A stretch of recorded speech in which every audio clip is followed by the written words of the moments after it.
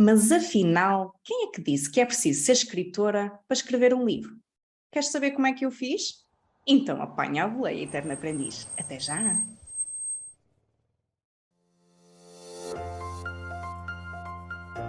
Gostavas de ter um negócio forte e também tempo para as tuas coisas? Então seja muito bem-vindo a esta viagem para empreendedores que são eternos aprendizes. És um? Então eu vou parar para poderes entrar. Quem sou eu? Ângela Silva e sou uma eterna aprendiz. Curioso? Curiosa? Então aperta o cinto e aproveita a viagem.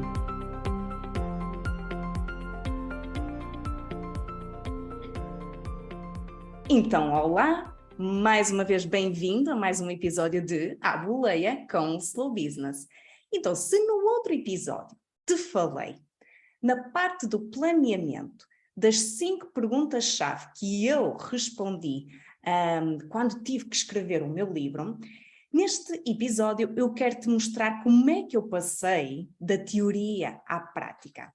E fazendo aqui só um pequeno resumo, as 5 perguntas que eu tive que responder foram: porquê é que eu estou a fazer?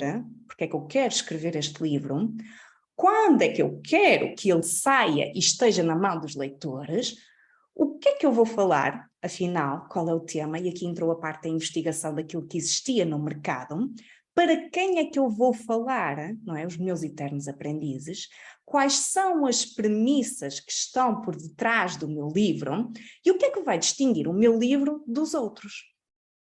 E, portanto, foram estas 5 perguntas que basicamente me ajudaram aqui a planear todo o meu livro Aprende por Ti, a arte de gerir o teu negócio. E que tu podes aproveitar esta estrutura, se também achares que faz sentido para ti, de realmente ajudar-te a estruturar aqui um bocadinho o teu pensamento. Porque eu acredito que quando eu tive que falar sobre o meu projeto a quem de direito, isto ajudou, esta estrutura, esta organização. Mas hoje nós vamos fazer uma coisa que é, isto é interessante porque eu não tinha hábitos de escrita nenhum, não é? Portanto, como é que eu, sem hábitos de escrita nenhum, consegui escrever um livro em 7 meses e em 12 meses ele estar cá fora?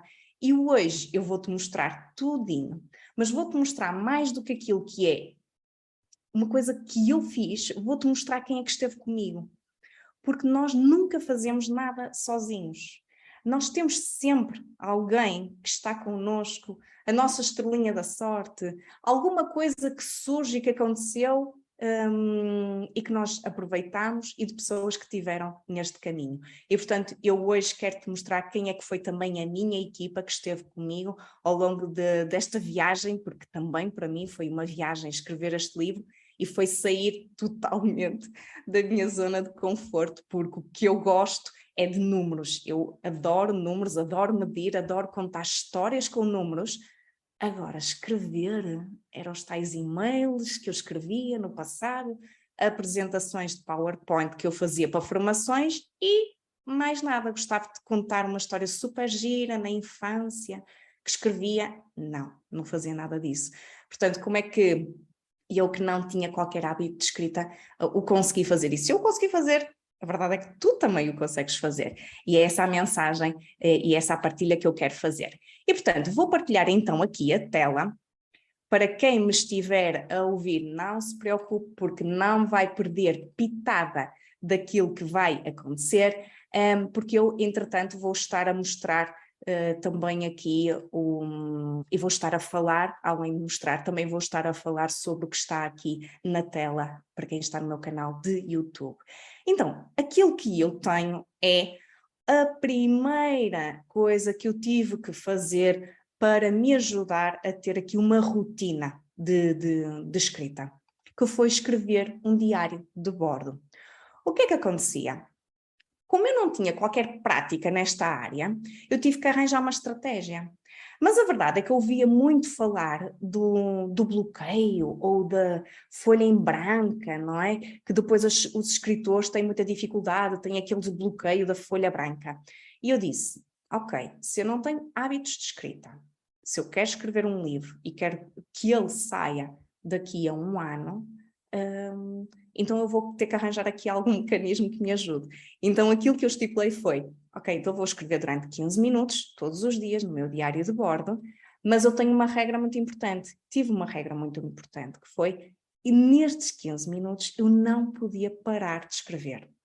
Então, é engraçado, porque este aqui, até o que eu estou a mostrar, até o diário de junho, e algumas frases são: eu não sei o que vou escrever a seguir, ponto. Estou apenas a ter tempo de pensar naquilo que vou escrever. Mas como eu não podia parar, estas eram as frases que saíam. Então, foi engraçado agora olhar para trás e perceber que o meu diário de bordo, muitas das vezes, continha estas frases do género: eu não faço a mínima ideia do que é que eu vou escrever, eu apenas estou a dar tempo para o cérebro pensar naquilo que vou dizer. Mas isto ajudou-me imenso. Apesar de eu ter estas frases, isto ajudou-me tanto e é uma terapia tão boa. Eu consegui realmente provar a mim própria aquilo que muitos dizem nos livros, não é? Que o journaling, escrever diários todos os dias, de colocar cá para fora os nossos pensamentos, que nos ajuda a organizar a mente e a estruturar. E a verdade é que ajuda mesmo. E para mim, isto não foi só uma prática e algo que eu gostei de fazer e que precisei de fazer para escrever o livro. Eu gostei tanto disto e gosto tanto de escrever, que ainda hoje é uma rotina do meu dia-a-dia. É uma forma de eu afiar o meu machado. Não sei se te lembras, no episódio número 2, eu perguntei-te como é que tu afias o teu machado. E o meu afiar de machado é vir para aqui, sentar-me no escritório, ligar o computador e a primeira coisa que eu faço é abrir o meu Word e começar a escrever o meu diário de bordo. A seguir, eu fecho esse Word e vou ler todos os dias, escrita e leitura. E assim eu consigo, aos pouquinhos, saber mais coisas, consolidar o meu conhecimento através da leitura e também organizar e estruturar a minha mente. E, portanto, foi isso que eu fiz e que me ajudou a ter aqui aquela dinâmica, quase como os jogadores profissionais, os atletas, não é? Que têm que fazer o aquecimento antes de jogarem o jogo. Para mim isto era aquecer os meus dedos nas teclas e aquecer a minha mente, para que as ideias fluíssem através dos meus dedos no teclado. E depois sim, é que eu começava a escrever o livro. E portanto as minhas manhãs basicamente eram dedicadas a isto. Como eu só tinha 2 horas de manhã, não dava muito tempo, era escrever estes 15 minutos, não é? Depois lia e depois começava então a escrever o livro. Mas também fiz outra coisa, que foi a segunda coisa que eu fiz, foi criar um cronograma. E aqui, para quem está no canal do YouTube, consegue ver que eu tenho uma folha em que eu dividi basicamente os capítulos que eu ia ter, porque eu já tinha decidido quais eram os capítulos que eu ia escrever, que o livro iria ter, e juntei aqui a parte da introdução, das ilustrações, a parte das formatações, ou seja, não só quando é que eu vou escrever cada capítulo, mas reservar tempo para as outras coisas. Então, por isso é que eu acredito que é mesmo muito importante, além de tu definires porque é que o queres fazer, porque é que queres escrever um livro, definires quando, uma data final, para colocares o livro na mão dos leitores. Porque isto permite-te criar este tal cronograma muito simples, dividir isto por mês, não é? E partir, como se costuma dizer, o elefante às postas. E para quem está aqui a ver o meu canal do YouTube, consegue perceber que existem coisas que estão a verde, ou seja, que aconteceram quando eu planeei que iam acontecer, mas existem muitas coisas que estão no vermelho, que aconteceram noutra altura que não estavam previstas. Coisas que estão riscadas, que simplesmente não aconteceram. Não sei se te lembras, no início eu disse que o livro estava previsto ter 9 capítulos. Afinal, ele só tem 7. Portanto, 2 linhas daqui de capítulos desapareceram. Mas foi muito importante este partir, né, aos poucos, que é aquilo que eu te aconselho se o quiseres fazer, porque traz-nos aqui uma leveza. O que é que eu também fiz para partir e para não ser tão monstruoso isto do livro, não é? Eu disse, ok, o livro estou a prever que seja de 100 páginas, que acabou por ser 200, ok? O livro tem 216 páginas. Mas o que eu fiz foi, inicialmente, como eu previa que tivesse só 100 páginas e como eu previa mais ou menos os tais 9 capítulos, isto dava cerca de 10 páginas por capítulo. Quando eu coloco isto nas 10 páginas por capítulo, eu disse, eu consigo fazer isto, 10 páginas por capítulo, não é nada de especial. Então, aquela aversão, aquele medo, aquele receio, acabou por ficar mais pequenino. Porquê? Porque já não são 100 páginas, já são 10 páginas de cada vez que eu tenho que lidar. Então, esta parte de partir o elefante às postas ou partir aos pedacinhos acaba por nos ajudar muito naquela parte da mudança, da versão, às vezes é tão grande o elefante, não é? E sentimos que é tão pesado, então vamos conseguir aqui delimitar e parti-lo. E depois, uma coisa que também foi muito importante foi eu ter uma reunião mensal com a minha mentora de escrita. Felizmente, os nossos caminhos cruzaram-se e a Cátia Faísco foi a minha mentora de escrita. E se tu não tens hábitos de escrita, para mim foi algo incrível, foi uma tábua de salvação, porque tecnicamente, não é? Faltava muito know-how de como escrever um livro, não é? Como estruturar uma ideia, um pensamento, como passar da ideia às palavras. E a Cátia ajudou-me a fazer isto. Mensalmente nós reuníamos, não é? Porque eu escrevia, e já te vou explicar o porquê, eu escrevia um capítulo em cada mês. Então nós reuníamos mensalmente e ela dava-me feedback. O que é que acontecia? Como eu não escrevi o livro todo e só pedi feedback no final, como eu fui pedindo feedback mensalmente, aquilo que ela me dizia ainda estava fresco na minha cabeça. E eu afinava logo, ou seja, eu voltava atrás no capítulo, depois de eu ter escrito e depois do feedback dela, e corrigia e afinava aos poucos. Se eu tivesse deixado isto para o final do livro, quando ela tivesse a dar-me um feedback, ia ser tanta coisa que eu já não me ia lembrar, tinha que pegar naquilo tudo novamente, então ia custar-me muito mais tempo. E em termos de também sentimento, não é? Aquele sentimento, voltar atrás e vou voltar a pegar nisto. Então, assim, foi muito mais leve e muito mais simples. E lá está. Como é que eu consigo ter mais impacto com menos esforço? Eu estou sempre a pensar nisto. Como é que eu consigo fazer isto com o mínimo de esforço possível? Então é isto, é ir afinando aos pouquinhos, porque está tudo fresco na minha cabeça. Então ela ajudou-me a fazer aqui toda esta parte de alinhamento. Mas eu tinha uma grande preocupação e que vai linkar aqui ao tal um capítulo por mês. Eu tinha uma grande preocupação de isto ser apenas um livro que até é engraçado, mas que fica a apanhar pó. Até é giro, vai ter cores, tem ilustrações, mas depois acaba por ficar a apanhar pó na prateleira porque ele se calhar não está a ser útil. Ou seja, será que aquilo que eu estou a fazer vai ter verdadeira utilidade para os eternos aprendizes, para os empreendedores de pequenos negócios? Será que eu estou a ser clara o suficiente? Será que a minha escrita está a ajudar? Será que o passo a passo, o tal guia passo a passo, está construído de forma simples e consigo ajudar a passar da teoria à prática? Então, comecei a pensar nisto tudo e disse, eu não posso esperar para lançar o livro para ter este feedback do público. Eu tenho que ter este feedback antes. E foi aí que eu me lembrei da metodologia Scrum. Eu não sei se conheces ou não, ela está dentro do chapéu Agile, que significa agilidade, não é? E o Scrum é uma metodologia que ajuda a gerir projetos de forma ágil. Muito resumidamente, isto surgiu nos departamentos e nos negócios de IT, de programação, não é? Então, o que eles fazem é definir sprints, rondas, de X em X tempo. Imaginem que a ronda pode ser semanal, ou pode ser 2 em 2 semanas, ou pode ser mensal. A minha sprint, a minha ronda, eu defini que era mensal. E o que é que nós fazemos com isto? O que nós fazemos com isto é, no final de cada sprint, nós mostramos ao cliente o resultado final. O cliente vai dar o seu feedback e depois nós vimos para casa afinar. O que é que acontece, por exemplo, o exemplo real, uma aplicação. Temos aqui uma empresa que desenvolve apps, não é?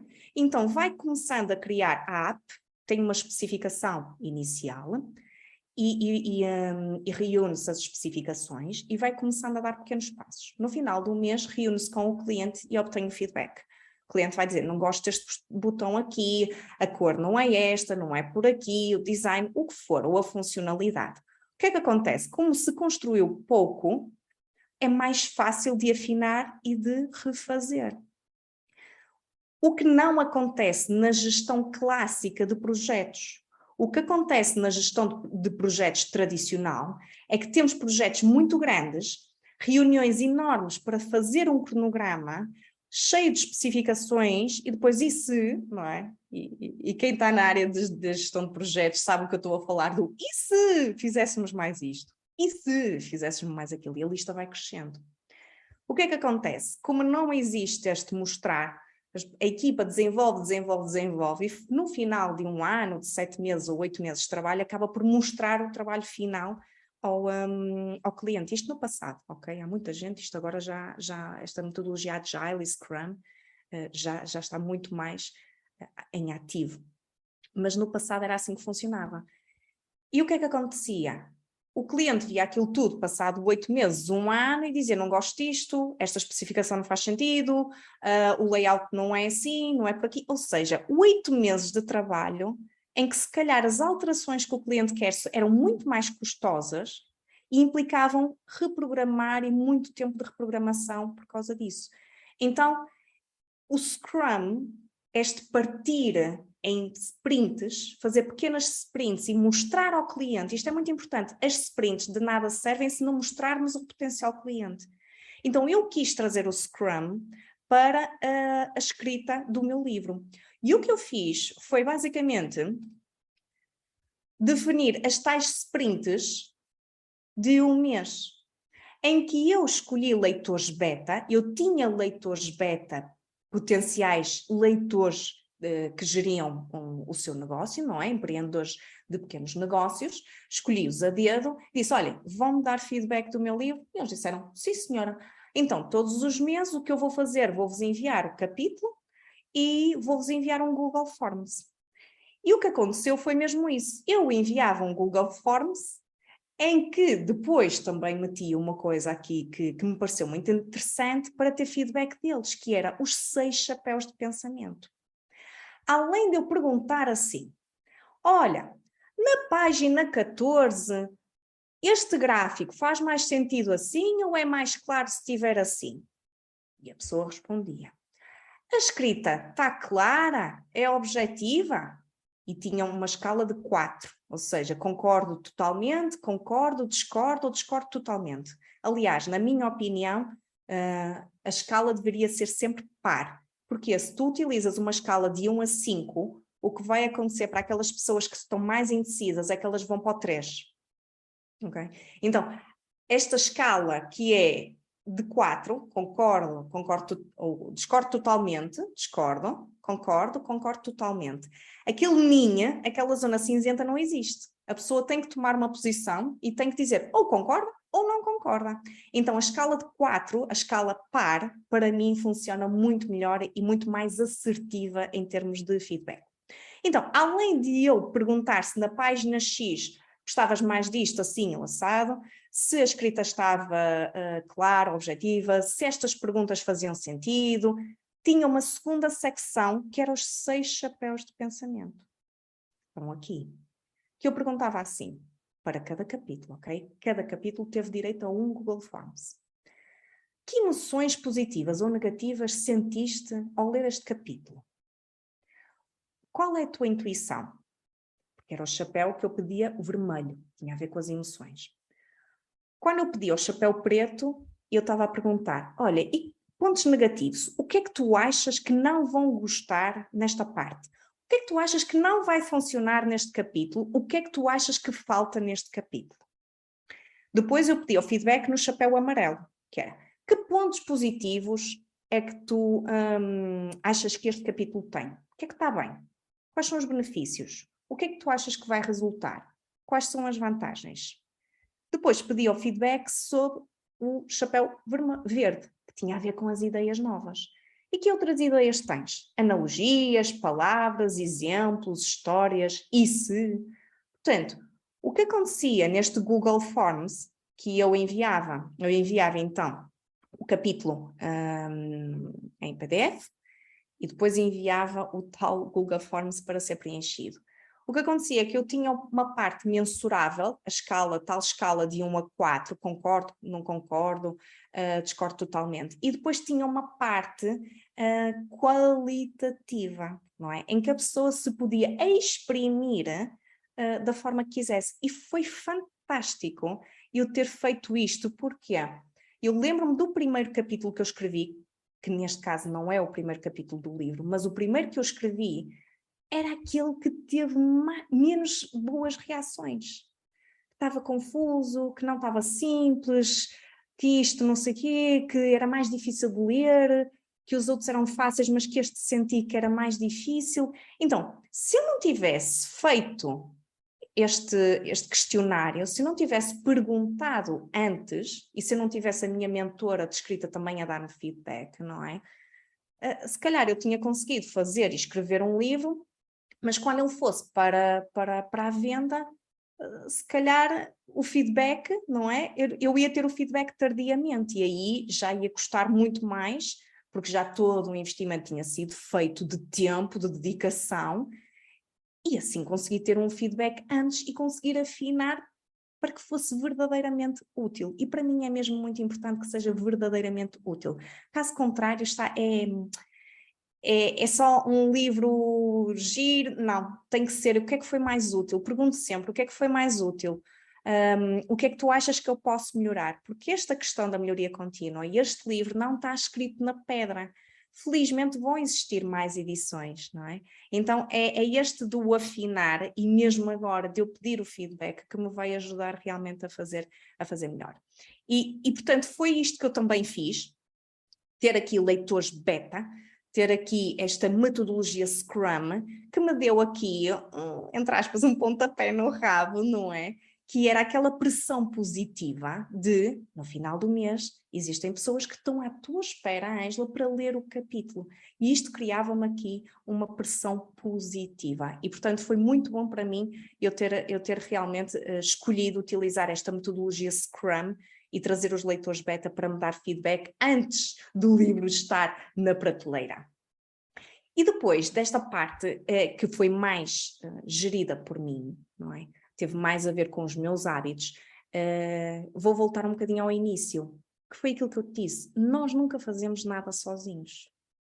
Existe sempre uma estrelinha, existe sempre pessoas incríveis à nossa volta. E eu tive uma.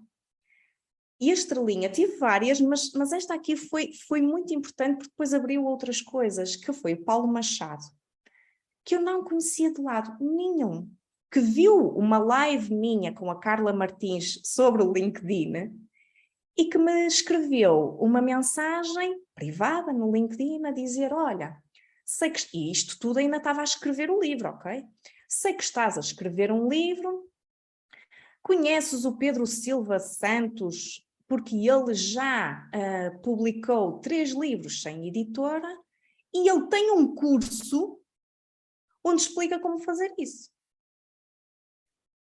Epá, e o Paulo Machado foi a minha estrelinha e eu podia ter visto e não ter ligado, não é? Porque eu ainda estava naquela ideia se ia ou não fazer com a editora. Mas a verdade é que eu fui lá e fui ver então quem é o Pedro Silva Santos.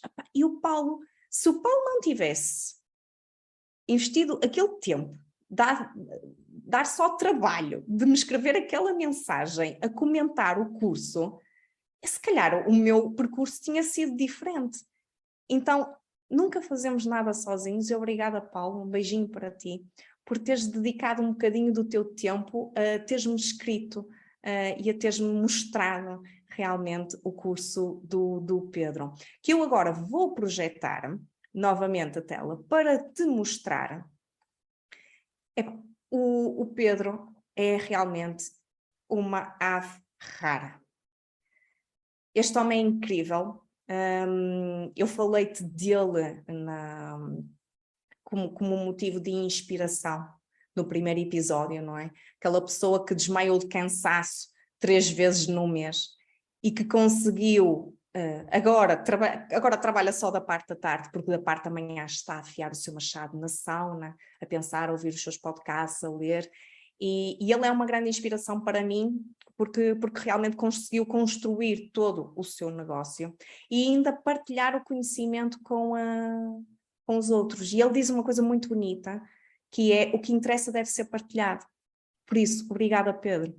O que eu comprei ao Pedro é isto que vocês estão aqui a ver, para quem estiver a ver, que é, ele tem um curso de 99,90 de 99,90 sobre como publicar um livro sem editora. Pedro, eu não sei se já te disse isto, mas o teu curso não vale 99,90. Vale muito, muito mais. Se vocês souberem aquilo que isto me poupou em termos de sanidade mental, a negociar com as gráficas, tu não tens ideia do quanto isto me poupou em termos de dinheiro. Eu vou-te mostrar aqui, eu vou abrir aqui este curso e vou-te mostrar o que é que isto tem aqui dentro. Olha o Pedro, aqui com o cabelo longo, não é? Aqui já há valentes anos atrás, mas tem aqui este curso com o modelo atual de distribuição de livros, fala um bocadinho sobre isto, um conhecimento que, se eu não tivesse visto estes vídeos, eu não fazia ideia. Como é que se obtém o tal código ISBN? O código ISBN é aquele código de barras que todos os livros têm que ter para conseguirem comercializar o seu livro. Como é que se utiliza a fase de pré-venda para financiar a produção dos livros em papel? A Amazon, ele investiu tanto tempo, ele deu tanta cabeçada na Amazon, que depois, quando aprendeu, explica aqui tudo direitinho, como é que fazes, como é que não fazes, olha, atenção que eu fiz este erro, não faças assim. O que é que ele tem mais aqui? Corrigir os erros identificados na prova de papel encomendada à Amazon. Como é que se criam os e-books no formato de EPUB, não é? No site da Amazon. Como vender um livro no site da WOC. Como é que se preenche toda a parte dos e-books. E além disso, ele vai para a gráfica e põe-se a acompanhar o processo de produção do livro em papel. Quando eu vou para uma gráfica, pedir orçamento e começo a falar em cadernos, em impressões 4/4, IORs, gramagens, as pessoas ficam a olhar para mim de forma diferente. Ficam a olhar para mim, ela percebe daquilo que está a dizer. Portanto, o que é que tu achas que eu consegui? Orçamentos muito mais competitivos. Por isso é que eu digo que este curso não vale 99,90 €, mas vale muito mais. Então, o Pedro consegue explicar aqui tudo, qual é o passo a passo para conseguir realmente publicar um livro sem editora. E, portanto, Pedrinho, o meu grande obrigada e respeito por tudo aquilo que tu fazes e por partilhares aquilo que merece ser partilhado. Um grande obrigada por teres feito isso. Mas não é só esta pessoa que eu quero agradecer e mostrar-te como é que tu depois também podes comprar este curso e aprender com ele. Existem outras pessoas. No título e no subtítulo, nós tivemos aqui uma viagem inicial, eu, a Cátia, a Mónica Menezes, e depois trouxe para a viagem, o grande maluco, Martim Mariano, uma pilha Duracell, de energia, de saber e o que fazer com as palavras e de vender com as palavras. Toda a parte do título, o Aprende por Ti, chegou no início a ser pensado Aprende Tu Mesmo. Esta parte da arte de gerir um negócio, toda esta parte da sinopse, isto foi tudo minuciosamente, palavra a palavra, vírgula a vírgula, acertada com o Martim.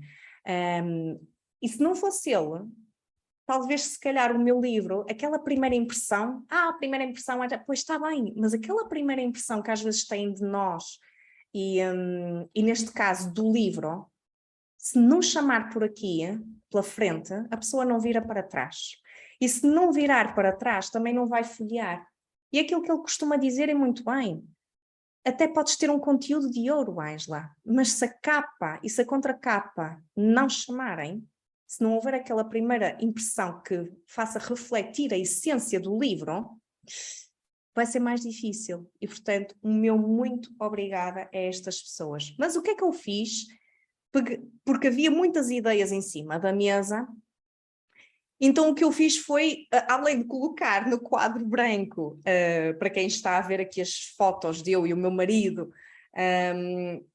aqui de casaco, quentinhos, aqui com os post-its todos e o nosso escritório aqui com as várias ideias que tinha, e eu submeti isto a uma votação. Eu pertenci e pertenço a alguns grupos e expliquei a ideia que tenho, não é? De criar e de escrever um livro. E então pedi votação de o que é que vocês acham que seria o melhor título para este livro. E, portanto, teve aqui várias coisas em cima da mesa, não é? Mas lá está, nós nunca fazemos nada sozinhos. Também estas pessoas que tiveram aqui a dar o seu voto de opção 1, 2 e 3, contribuíram para também perceber melhor para onde é que era o caminho e o que é que realmente seria mais impactante. E, portanto, o meu muito obrigada também para quem votou e participou nesta votação do título. E depois, na parte da revisão final e da ilustração gráfica, a revisão final foi feita pela Kátia também e o José Ribeiro. E uma coisa que eu dizia ao José, porque a área dele, a expertise dele é mesmo a revisão literária, é que eu não queria perder a minha essência. Eu gostava de afinar, mas eu tinha receio, sabes, que aquilo ficasse tão diferente daquilo que eu sou e da forma como eu escrevo. Ele disse, não, Ângela, não te preocupes, porque aquilo que eu vou fazer é realmente pegar, melhorar, mas a essência vai se manter e, portanto, o meu muito obrigada ao José, porque realmente respeitou e teve isso em consideração e fez um trabalho tão bonito. E por isso o meu obrigada também, Kátia, porque tiveste sempre em todo o processo. E a Joana Cruz, a paciência da Joana Cruz. Todas aquelas tabelinhas, tudo aquilo que é de gráficos, tabelas, foram feitos à mão, pela Joana. Sim, não há aqui linhas perfeitas, foi tudo feito à mão. E porquê que eu quis fazer à mão? Para dar aquela ideia de que não é preciso softwares, só precisas de papel e caneta e faz o traço à mão. É mais eficaz, ok? Não precisas do software. Então, toda a parte de design gráfico, ela fez tudo à mão. E ajudou-me a tornar aquela premissa que eu tinha de ser apelativo, não é? Que este livro, além de ser um guia passo a passo, tinha que ter uma linguagem simples e também tinha que ser apelativo. Para quem? Para aquelas pessoas que não gostam de ler, que não têm o hábito da leitura. Então, o meu obrigada e parabéns, Joana, pelo trabalho que fizeste, porque conseguiste realmente tornar o meu sonho mais visual e apelativo. E, portanto, estas pessoas ajudaram-me realmente a conseguir fazer isto. E nada seria igual se não as tivesse do meu lado. E agora, falando um bocadinho de mim e dos números, tu já sabes que eu adoro números, e portanto quem estiver no canal do YouTube não se assuste com a tabela de Excel que está a aparecer agora no ecrã, porque uma coisa que eu gosto muito de fazer é perceber o tempo que eu estou a investir em projetos, nas atividades, e de contar histórias então com os números. E aquilo que está aqui eu fui preenchendo à medida que fui avançando. E o que eu tenho aqui é o quê? Para quem não está a ver.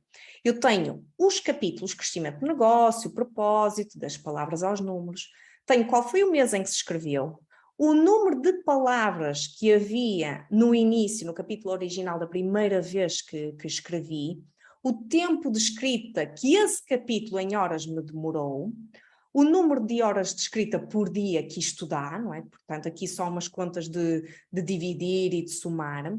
E portanto, isto permitiu-me aqui perceber uma coisa muito interessante, que foi, quando eu escrevi os capítulos, A média e o tempo médio que eu tive em frente ao computador a escrever foi de 1,61 horas por dia. E permitiu outra coisa muito engraçada, que foi, e se eu juntasse estes 1 hora e meia, vamos arredondar, ok? 1 hora e meia em cada em cada dia, não é? 1 hora e meia, somando todos estes bocadinhos, em quantos dias, não é? Dias de 8 horas, é que eu tinha escrito o livro? E a verdade é que, fazendo esta conta, eu teria escrito o livro em 28 dias. Ou seja, somando toda esta 1 hora e meia, mais 1 hora e meia, mais 1 hora e meia, em 8 horas de trabalho diário, somando tudo, dava 28 dias a escrever o livro. E para mim é incrível eu conseguir dizer isto. Eu escrevi um livro, se somasse os tempos todos que tive no teclado, em 28 dias.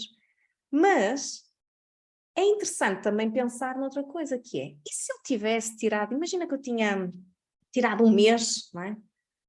Ia-me isolar, ia para a aldeia, isolar-me, ia dedicar um mês a escrever o meu livro. Eu pergunto-me se seria capaz de o escrever num mês. O que para mim me prova que são os tais pequenos passos e não as coisas com grande intensidade, não é? Eu dedicar-me a escrever, vou-me isolar do mundo e vou para ali e vou escrever durante um mês. E num mês eu vou ter o meu livro escrito.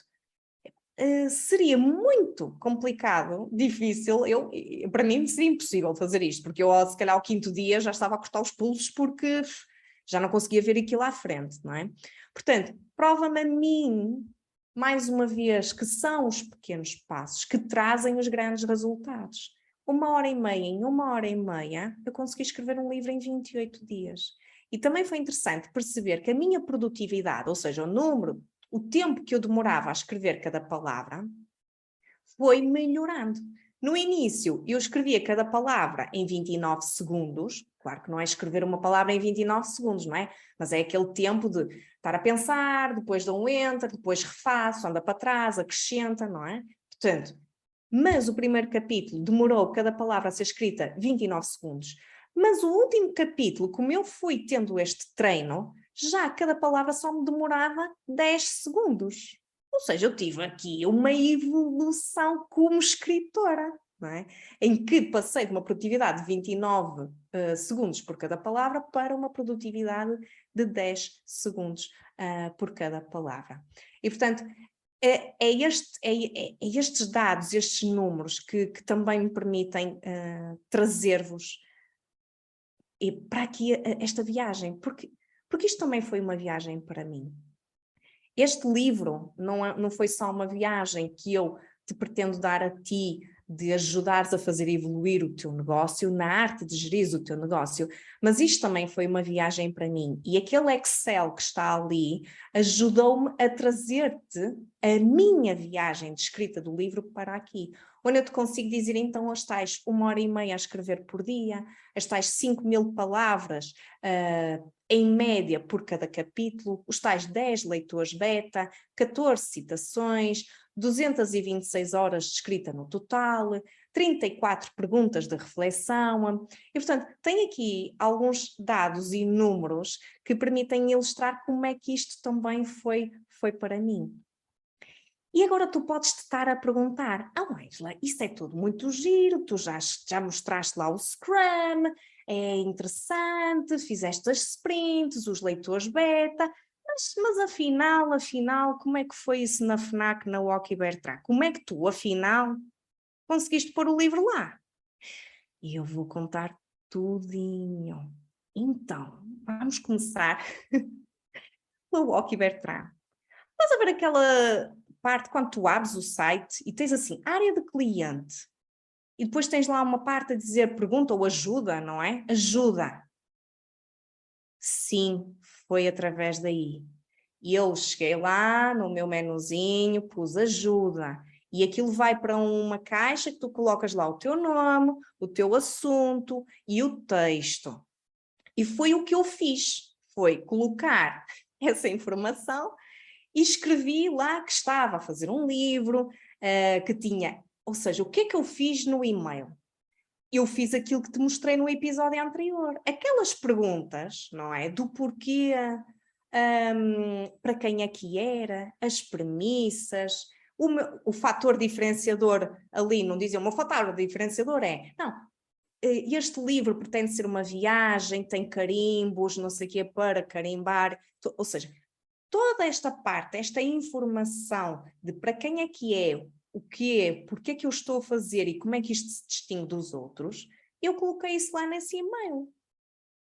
E a verdade é que foi isso que depois me levou a alguém e eu dizer, então tem interesse em colaborar, eu gostava de colocar o livro à venda, então gostaria, se houver interesse da vossa parte, gostaria de saber como é que funciona todo o processo, E basicamente foi isto que eu fiz.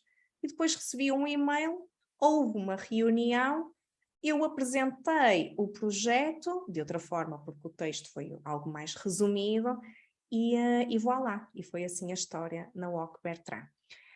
Na FNAC foi diferente. Na FNAC eu cheguei à FNAC Braga e disse assim, ainda estava a escrever o livro. Olha, eu gostava de saber se realmente poderia fazer a apresentação do meu livro, porque para o próximo ano eu vou lançar um livro. Gostava de saber se posso fazer a apresentação do livro aqui na FNAC e o que é preciso. E a pessoa perguntou, mas você tem um livro cá? Eu disse, não tenho.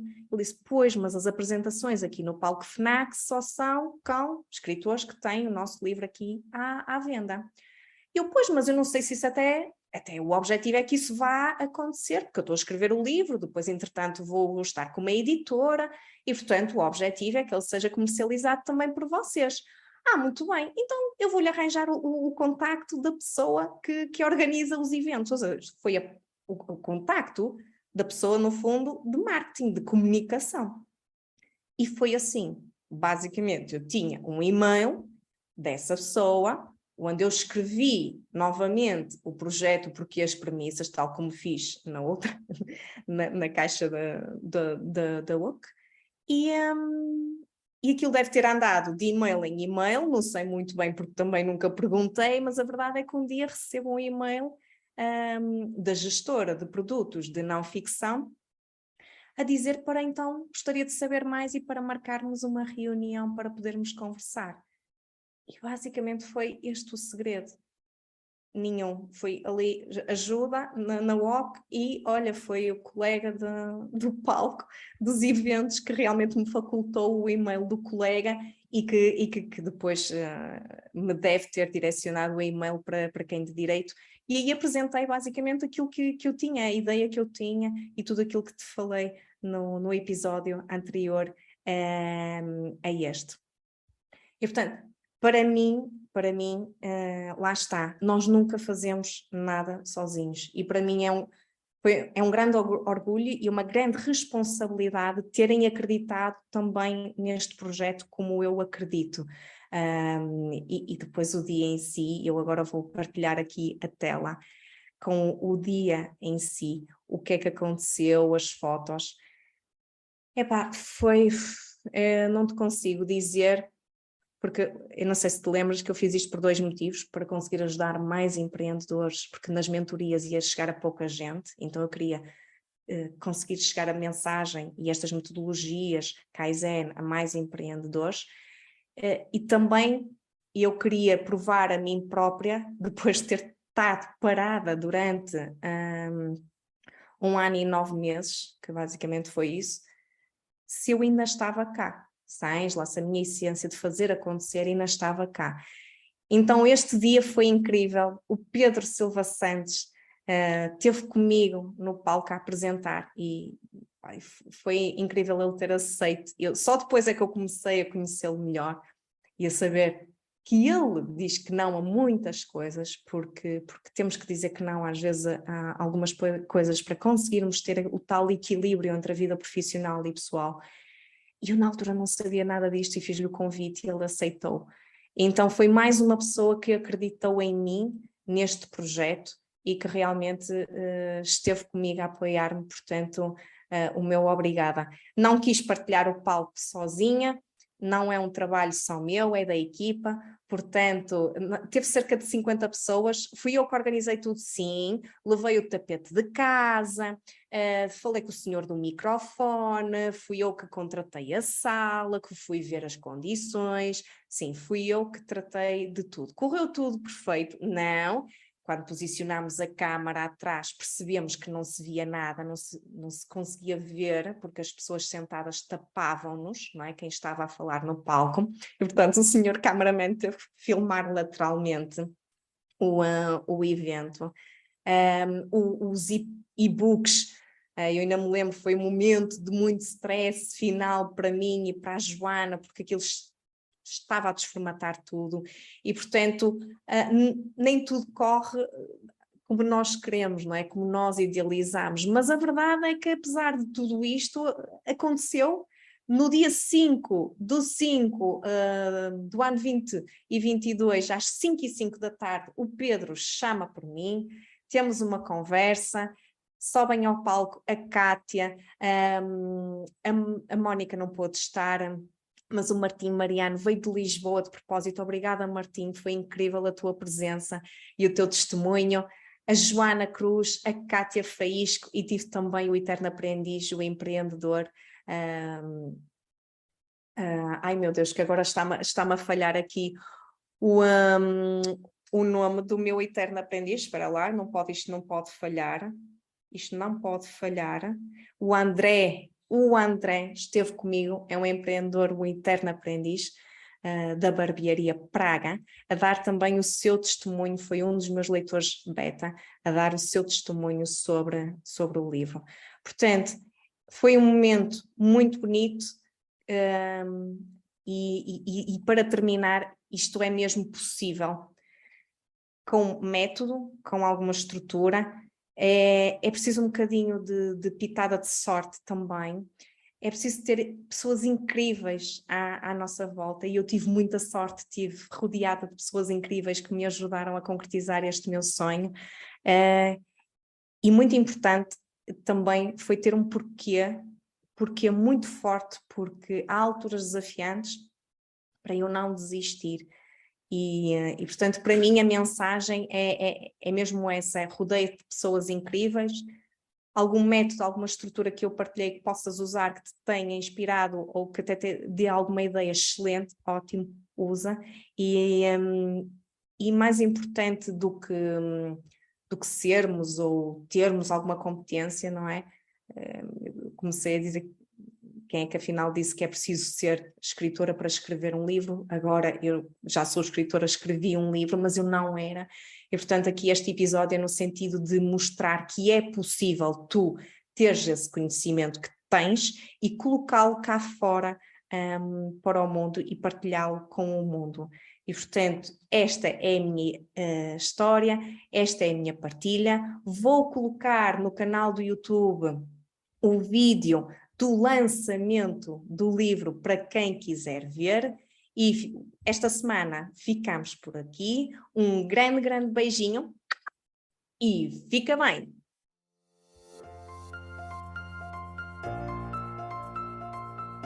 E já está! Que tal? Achas que esta viagem merece ser partilhada com outros empreendedores?